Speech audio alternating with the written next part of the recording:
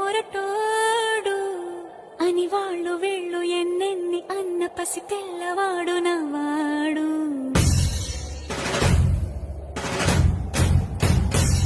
విడుముండోడు అని ఊరు వాడ అనుకున్న గాని మహారాజు నాకు నవ్వాడు.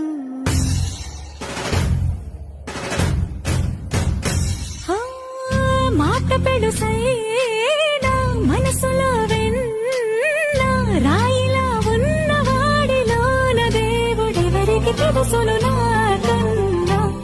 సూసేకి అగ్గిరవ్వ మాదిరే ఉంటాడు.